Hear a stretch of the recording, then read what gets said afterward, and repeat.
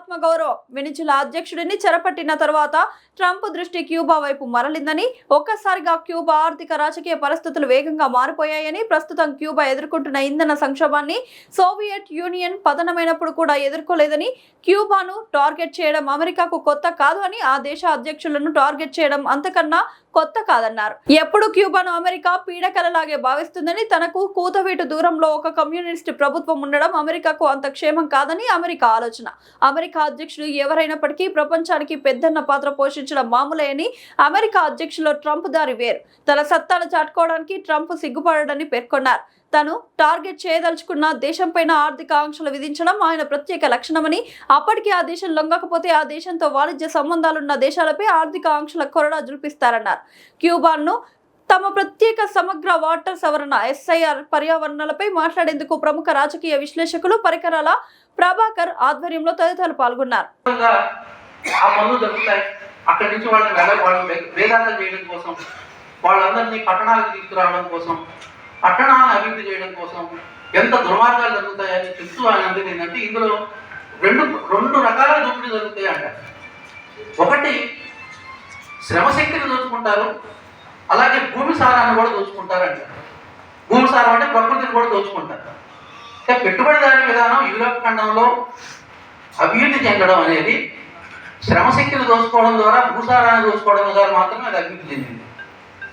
కాబట్టి ప్రకృతి పర్యావరణానికి సంబంధించిన ప్రధానమైన వైరుధ్యం ఈరోజు సమాజంలో ఎక్కడుందంటే, పెట్టుబడిదారీ విధానపు అరాచక ఉత్పత్తి విధానంలో ఉంది. అది చాలా అరాచకమైన ఉత్పత్తి విధానాన్ని అనుసరిస్తుంది కాబట్టి దాని ఎఫెక్ట్ వెంటనే ప్రకృతి మీద పడుతుంది. కాబట్టి ఈ అరాచకమైన పెట్టుబడిదారీ ఉత్పత్తి విధానంలోనే పర్యావరణానికి సంబంధించిన మొత్తంగా ఈ వైరుధ్యం అనేది అక్కడ ఉంది. ఈ విషయాన్ని మార్క్స్ ఒక దగ్గర ఏం చెప్తాడంటే, మీరు సహజంగా అయితే మనుషుల పశువుల విసర్జితాలతో వ్యవసాయ భూములు అనేవి సారవంతం అవుతాయి. దానికి మనకి కృత్రిమమైన ఎరువులు, ఈరోజు వేస్తున్నట్టు కృత్రిమమైన ఎరువులు, యూరియాలు అవసరం లేదు. మనుషుల పశువుల విసర్జితాలు చాలు భూములు సారవంతం అవుతాయి.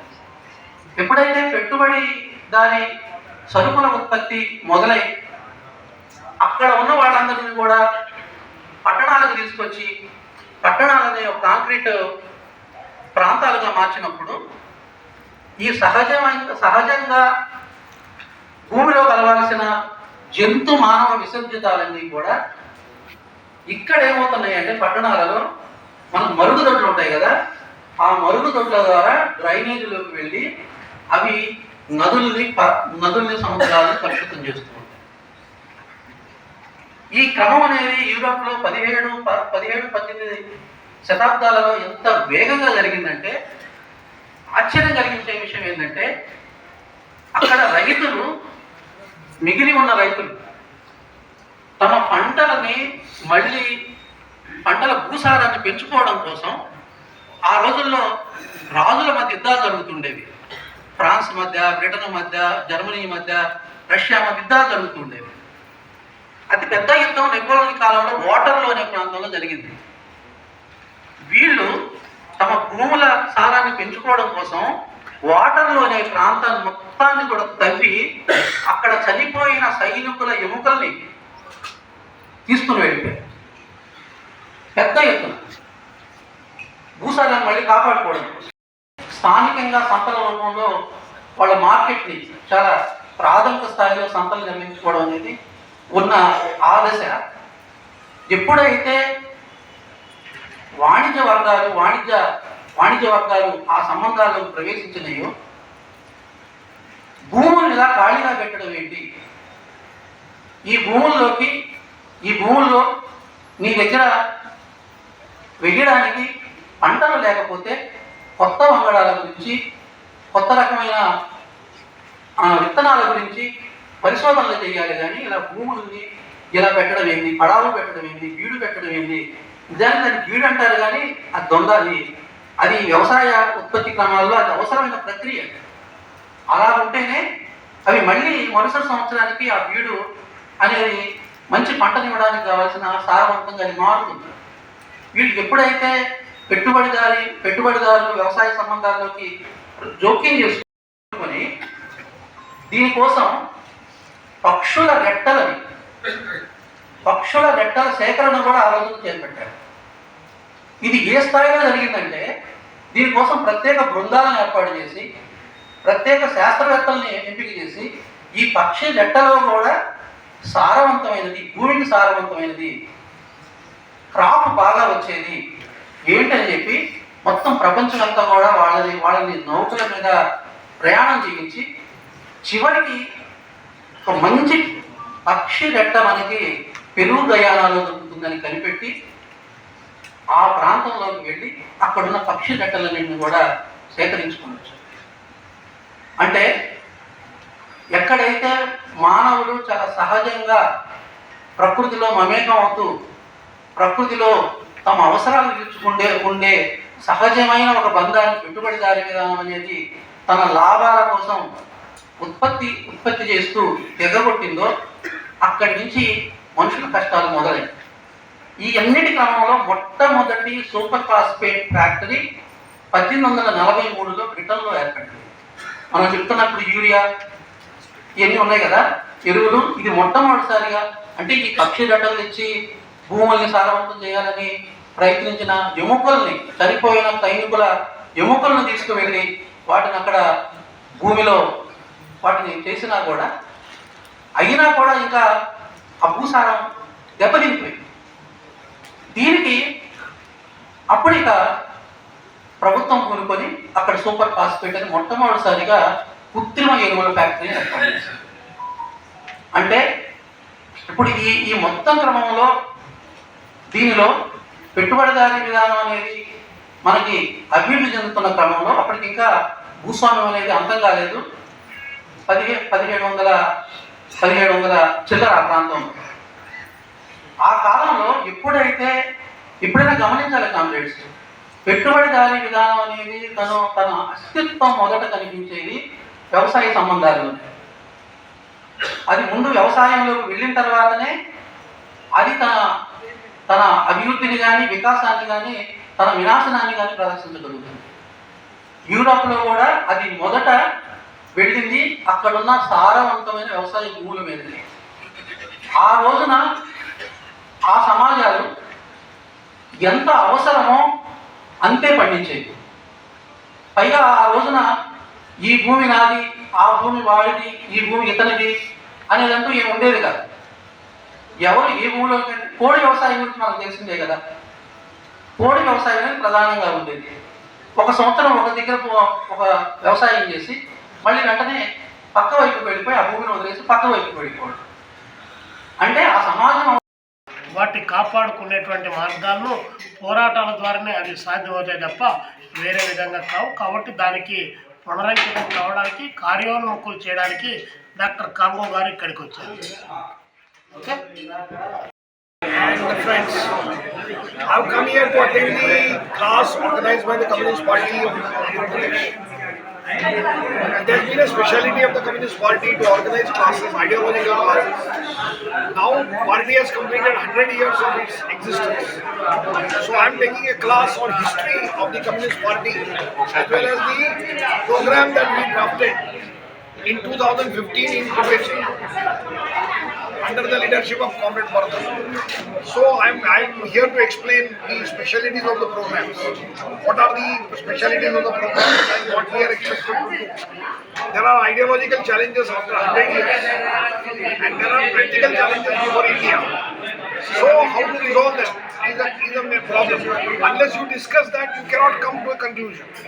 Therefore, we have to discuss that, and therefore I have come here to discuss all the issues.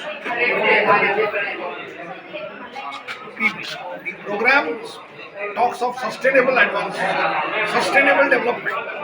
I was just discussing, just now we had a class on environment and Marxism.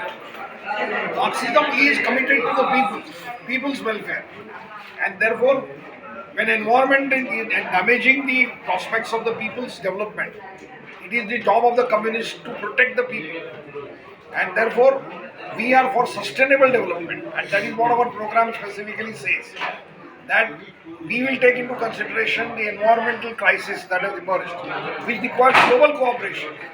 People laugh at us when we say the workers of the world unite. They say that we are unable to unite the workers of the one country. How can you think of uniting the world workers movement? But the environment crisis has shown that unless people of the world come together, you cannot solve the problem. El Nino is coming and there is a threat to Indian. Our Prime Minister is talking of that threat. What is the alternative to that? Unless the people cooperate. And that is where we are, say, anti-imperialist. Because Americans, for their benefit of their companies and other things, are not cooperating with the environmental regulations. They are withdrawing regularly from the Paris conventions and other restrictions which have been imposed on developed countries. So these are the issues which we will be discussing. In addition, India has a specificity of caste. Caste is a major problem in India, and social justice is something which we have been striving after since the independence. Since independence, our constitution is very clear that reservations have been given for social justice. But whether giving reservations or diluting or discussion about the land distribution, has it solved the problem of the caste or not? That is something which we have to discuss. Because the reality says that the discourse against the upper caste led to land distribution. But most of the OBCs who got the land now are standing against the Dalits. Particularly in states like Bihar and UP, you are seeing that Dalits and OBCs are in conflict. Because most of the Dalits are landless laborers. They are agriculture laborers. And most of the OBCs are landholders. So there is a class interest and there is a conflict. Therefore, our program specifically tells us that we have to take the caste crisis and the class crisis together to resolve the issues, at the same time bring equality amongst the people. That's why we are supporting the caste census, so that we will know the reality of the situation, Indian situation, and we can devise the policies to create a society which is based on equity, which is based on equality. So these are the issues which I will be discussing here. How issues, sir? How issues in team? How issues? What issues are you discussing here? Here we will be discussing about history. First of all, 100 years of history and the role of the Communist Party in freedom struggle, in Goa freedom struggle, against the French in Pondicherry, as well as India. When we talk of freedom struggle, it is not only against British. It was against the Portuguese in Goa. It was against the French in Pondicherry, and it was also against the Sanstanics. 100 సంవత్సరాల ఉద్యమం అది సాధించినటువంటి విజయాలు ఈ దేశ రాష్ట్ర రాజకీయాల్లో తాను పోషించినటువంటి పాత్ర, అదేవిధంగా స్వాతంత్రానికి పూర్వం, స్వాతంత్రం వచ్చిన తర్వాత ఈ దేశంలో ఉన్నటువంటి అనేక సంస్థానాలకు వ్యతిరేకంగా, కేరళలో ట్రావెన్కోర్కు వ్యతిరేకంగా, అదేవిధంగా పోర్చుగీస్ వారు గోవాను ఆక్రమించినటువంటి సందర్భంలో పోర్చుగీస్ వారికి వ్యతిరేకంగా, పున్నప్పరాయలారు బెంగాల్కు సంబంధించి, వీర తెలంగాణ రైతాంగ సాయుధ పోరాటం తెలంగాణకు సంబంధించి, అదేవిధంగా జమీందారులకు వ్యతిరేకంగా, జాగీర్దారులకు వ్యతిరేకంగా భారత కమ్యూనిస్టు పార్టీ ఈ దేశంలో ఒక సమరశీలమైనటువంటి నిర్మాణాన్ని చేపట్టి భారతదేశంలో ప్రజాస్వామ్యం కావాలని చెప్పేసి రాజరికానికి వ్యతిరేకంగా, అదేవిధంగా పెత్తందారులకు వ్యతిరేకంగా ఈ దేశంలో కమ్యూనిస్ట్ ఉద్యమం చేసినటువంటి పోరాటాలు ఈ సందర్భంగా వారు వివరించడానికి ఇక్కడికి రావడం జరిగింది. అదేవిధంగా కమ్యూనిస్టు పార్టీ ఏ ప్రజల కోసం అయితే పనిచేస్తుందో ఆ ప్రజలను జనతా ప్రజాస్వామిక విప్లవం పేరుతో ఆర్గనైజ్ చేయడానికి ఉన్నటువంటి పార్టీ కార్యక్రమాన్ని కమ్రేడ్ ఏబి బర్ధన్ గారి చేత రచించినటువంటి కార్యక్రమాన్ని ఈరోజు ఈ శిక్షణా తరగతుల్లో వారు బోధన చేయడానికి ఇక్కడికి రావడం జరిగింది. అదేవిధంగా దేశంలో ఉన్నటువంటి నరేంద్ర మోడీ గారు సోషల్ జస్టిస్ అన్నటువంటి మాటలు మాట్లాడుతున్నాడు తప్ప ఆచరణలో సోషల్ జస్టిస్కి సంబంధించిన దాంట్లో ఏమాత్రం కూడా అవకాశాలు లేకుండా పోతున్నాయి. ఈరోజు పెట్టుబడిదారులకు, అదేవిధంగా వ్యాపార వాణిజ్యవేత్తలకు, కార్పొరేట్లకు పెద్ద ఎత్తున ఊడిగం చేసేటువంటి విధానాలకు ఈరోజు దేశంలో నరేంద్ర మోడీ గారు ఎన్డీఏ గవర్నమెంట్ ప్రయత్నం చేస్తూ ఉంది. కాబట్టి ఈ నేపథ్యంలో కమ్యూనిస్టులుగా ఎలాంటి పోరాటాలు చేయడం ద్వారా కార్మిక వర్గ నియంతృత్వంతో కార్మికుల హక్కుల కోసం శ్రమను దోచుకునేటువంటి ఆ శ్రమ దోపిడీగాళ్లకు వ్యతిరేకంగా సంపద పునఃపంపిణీ ఎలా జరగాలనే అంశాలపైన ఈరోజు ఈ క్లాసుల్లో ప్రధానమైనటువంటి చర్చ జరుగుతుంది. కమ్యూనిస్టు పార్టీ కూడా డిమాండ్ చేస్తుంది సంపదను పునఃపంపిణీ చేయాలనేటువంటి దాంట్లో భాగంగా మేము డిమాండ్ చేస్తూ ఉన్నాం. అదేవిధంగా దేశంలో సంపద సృష్టించే